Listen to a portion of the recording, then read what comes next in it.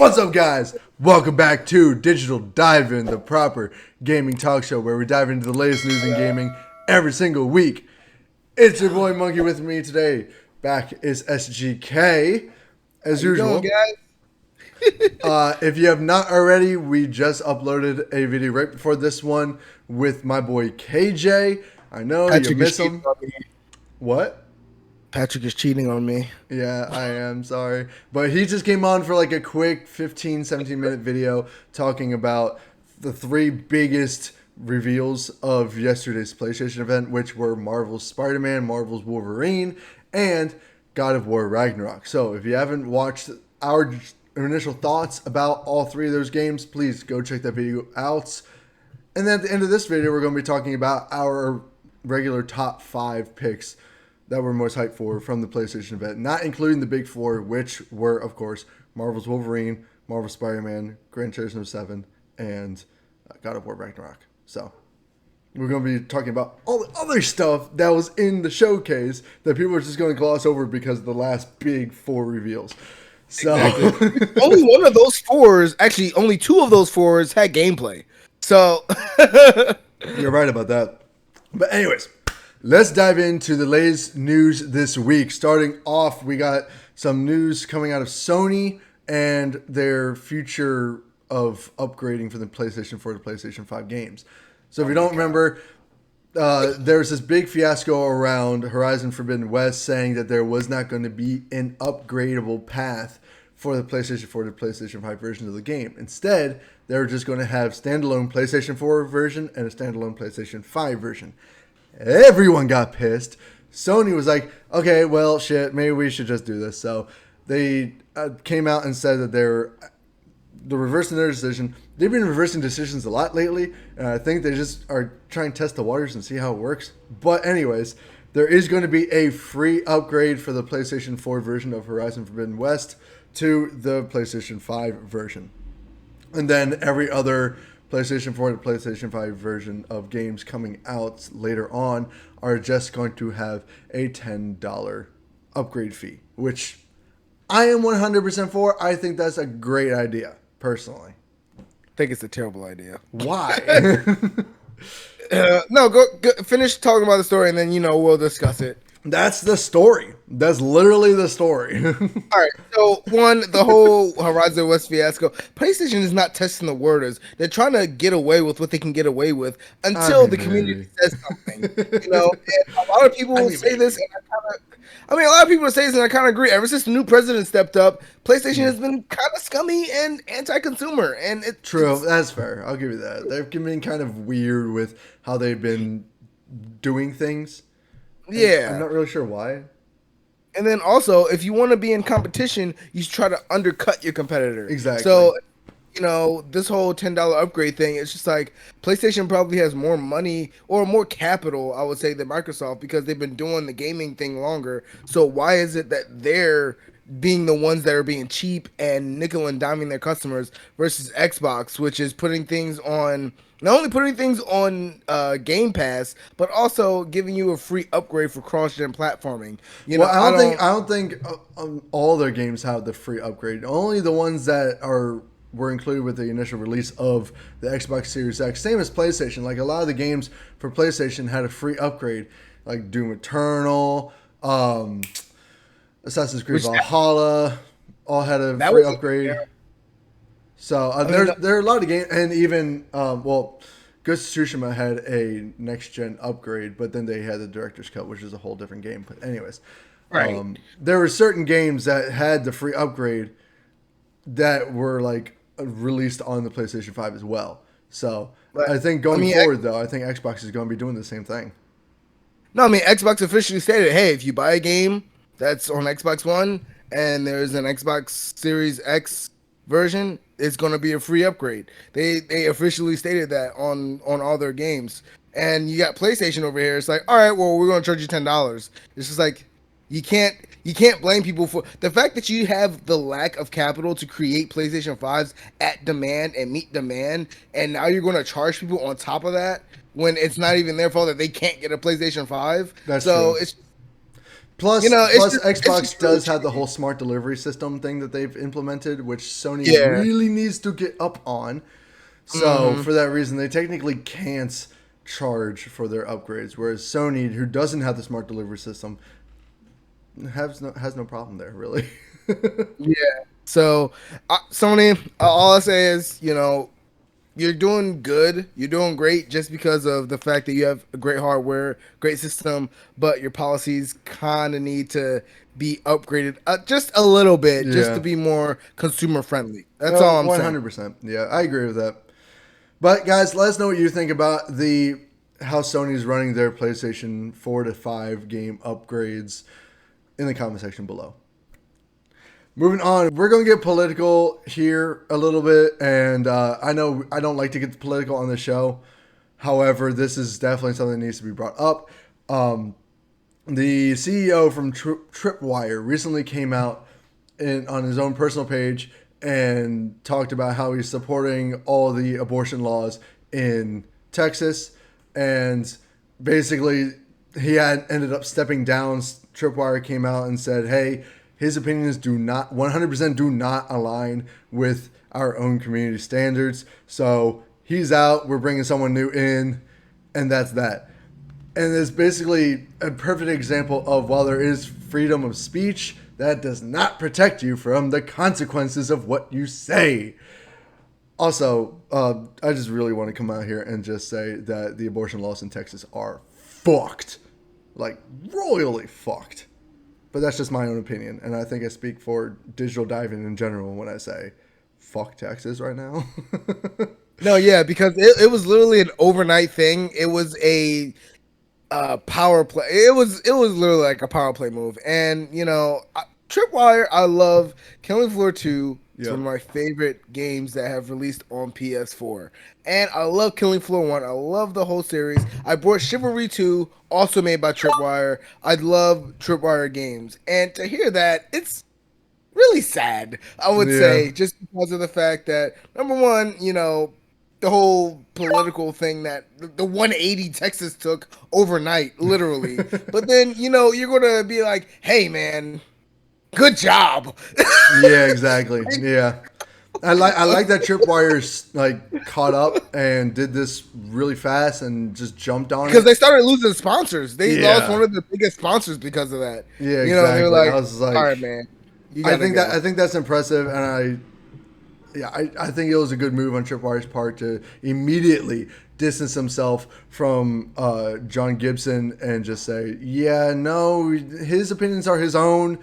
They do not reflect what we think, and he's out, basically. Because I think honestly they have a lot of things coming into play soon. They want to keep promoting Chivalry 2. They Yeah. might be coming out with a Killing Floor 3. They have some things in production, so they don't want anything to kind of slow that down. Like a certain other gaming company, Blizzard, cough cough. Yeah. So yeah, good part on Yeah. them. Yeah. But that's the story. That's our thoughts. Please let us know what you think about this whole Tripwire fiasco in the comment section below. Whether you try not to talk so much about politics, because again, we don't really want to talk about politics on this show, on this channel.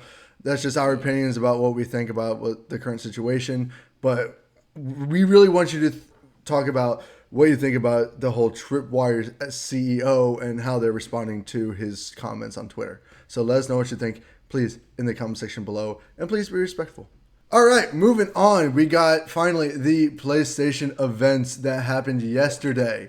We're going to be going through our top 5 games that were revealed or at least touched on during the event without talking about the top 4 like we mentioned at the beginning of this video, which were, of course, the last 4 reveals of the event, which were Marvel's Wolverine, Gran Turismo 7, Marvel's Spider-Man 2, and God of War Ragnarok. Obviously, those are the ones everyone's talking about, and I already put up a video with my boy KJ right before this one. So if you want to watch that video, please go check that one out. But starting off, do you want to just run off like all of our top 5 or just do 1 1 1 1 1 1? We can do 1-1-1. All right, It's bet. up All to right. you. All right. So I'll just start off really quick and just say that at the bottom of my list, because I kind of already knew it was coming, but it was really cool to see it. It was the Alan Wake Alan Wake Yes, remastered for yes, that PlayStation was 5. one of mine. That was my last. Oh my It god, I can't looks wait. so freaking good, and oh my god, I love the game so much back in my place or Xbox 360 days. It was such an unique and interesting game, even if the whole spiel or the whole like tagline of the game was, "I have a flashlight. I can use this to save her." I'm just like, that's the corniest fucking thing I've ever seen. But it was so the game was so freaking unique with how they used lights and the flashlight mechanic in like a kind of a horror thriller game. It was just really cool, and I am so hyped that we're going to be getting it on PlayStation 5. That's my number 5. What about you? So my number 5 was also Alan Wake because number one, I have control. So here's the thing: I have a PC and I have Epic games on PC, and they release Control for free on Epic's 1 week. They release free games. That's per right. week, Control and per Alan week. Wake are made by the same developer, right? It's actually in the In the same same world. universe. Yeah, it's in the same world. So Yeah, because they somebody, actually reference Alan Mhm. Wake in Control. I forgot about that. That's right. Cause somebody, one of my friends told me like, "Yo, Alan Wake and Control are in the same universe." I was like, I was like, and also what? apparently Quantum Break is also in that universe. That makes sense. So That makes sense. I Also, haven't such a put Control slept-on yet. game. Oh my god. Exactly. I Quantum haven't Break. Oh god. Miss that game. I haven't Control's really played good. Control yet. Control's I haven't really played good. it yet. I think it was free on PlayStation Plus or the It was too. So I yeah. have it on PS4 and I have it on PC. It Oh was yeah, free on dude, both. it's so good. It's such a good game, So, but it's one of those games that is like kind of mhm. depressing, which is why I kind of stopped Oh playing it yeah. because I was like, God, this game is so dark and sad, and it's making me dark and sad. I don't like I love the it. dark shit. Yeah, I love it. That's So fair. I'm gonna play Alan Wake and then I'm gonna play Control, but Yep. I'm gonna play Quantum Break. I'm gonna get invested in the series because Yeah. Right. they're trying to set up for something because there's gonna be a sequel to Control, clearly. Yeah. Of You course. Yeah. Of know, course. so I'm gonna play through the whole thing and I'm excited. I'll start off with my number 4. Go for it. My number 4 was Rainbow Six Siege, and Oh God. I say that because You mean I was. Extraction? Yes, I am not a Rainbow Six Siege fan. I've never been into it, but just the trailer itself, it looked really interesting. It looked like they were doing something different, cool, something that's going to, revitalize the community, help, bring light to it and everything like that. So I thought it was really cool. What was your number 4? Nope. Oh, you Nope. don't like Nope. Rainbow Six No, Siege? that was probably one of the most underwhelming reveals of the entire event.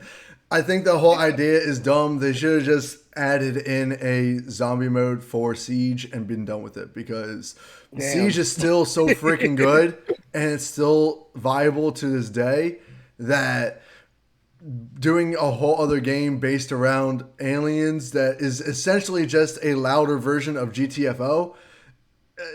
I don't see this game taking off at all, personally. But that's just me. I don't know. I was just like, I mean, yeah. I mean, from somebody that's actually played Rainbow Six, I love the Siege. skepticism. Siege is an amazing game. Yeah, see, But I can see the skepticism. they should have just added a new game mode to Siege instead of just making basically Siege, but it's like a 4-view versus or an alien horde thing. That is again literally just the whole premise of GTFO. If you haven't looked that game up yet, go check it out. It is an amazing game. I love that game. What was Anyway, your 4? My number 4, of course, was the Coda remake, Knights of the Old Republic. Even though it was like a 30-second teaser, we got to see Darth Revan, and I am so here for it. That is literally one of my favorite Star Wars games of all time, mainly because it was an MMO. I am curious, very curious, to see if they're still going to be making Knights of the Old Republic an MMO for this remake. I don't know. They literally could just make it like a Jedi Fallen Order style game instead of making it an MMORPG. Funny, as I was watching it, it was like LucasArts. I was like, I know. I was like, woo! this is their Fallen Order 2. I thought This it is was. their I Fallen thought Order it was, 2. and I was so like, excited. no way. But I then was they like, showed there's Darth no fucking Revan, way. and I was like, "Oh my God, it's Knights of the Old Republic!" Yes. I mean, they were teasing this and hyping it up forever, and it's nice to just Yeah. finally see. a official announcement of the remake of the game. So I'm all here for it. Coder is an amazing game. I kind of hope it is still an MMORPG because I feel like we don't have that many of those games anymore. So I think it's because we as a people have work, job, school, no, that's fair. and sometimes it can be so hard to try and get, with all these other games. The gaming industry is so large with all these other That's games, fair. all these other things. It can be so hard to like. Honestly, I just hope Yeah, that they do this game kind of in the style of Destiny.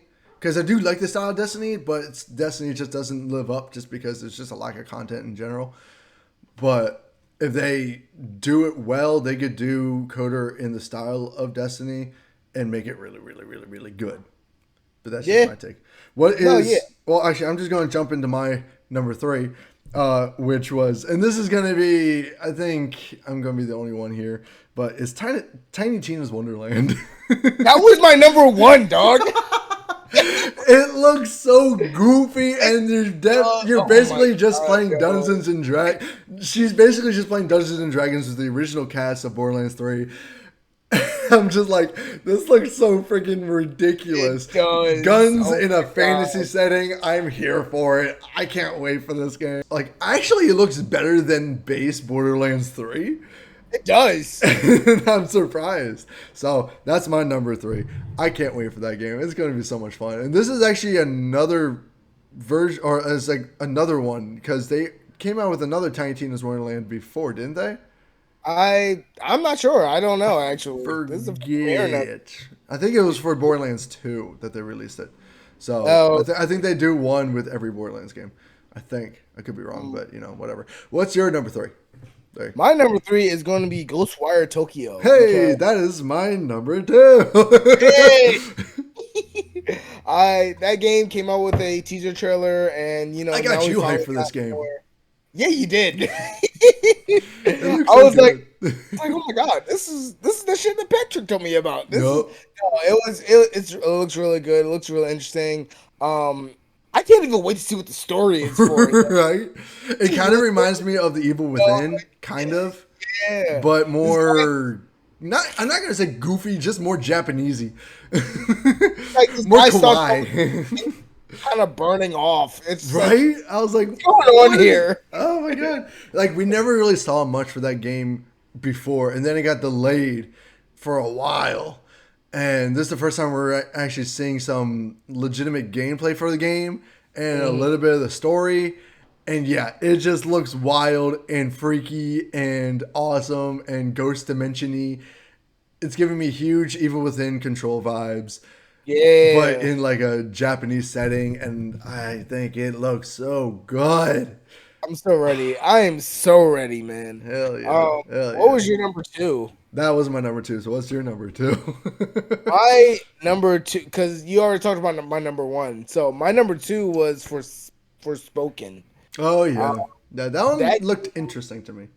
it looked very interesting. You start off as a girl, you get transported to this other world, and all of a sudden you have superpowers. So, and it looks like there's a deeper story going on, and there's a reason why she's there. And some people will say that it might be as good as the other AAA PlayStation games story wise, like Horizon and Last of Us. So I'm excited to see what they do with it. I really am. It looks, and the fact that she's so free spirited, and she's just like, oh my god, I have superpowers. This is cool. It does look really interesting. I'm kind of, I don't know. It looks kind of like one of those throwaway games, to be honest, but it looks gorgeous. So I'm very skeptical about it. It reminds me more of that one game that they showed off a while ago where you're kind of like flying through the air. You're like almost, I guess, gliding, and then you drop down and you go through shit. I forget what game that was. It was announced at E3 2 years ago for the PlayStation 5.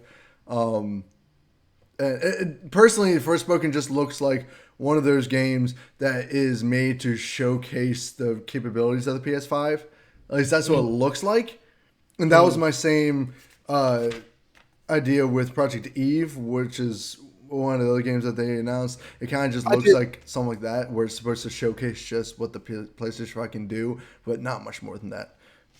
But I don't know. Maybe we'll be surprised. I mean, yeah, I did like Project Eve. I thought that was an honorable mention of mine, probably.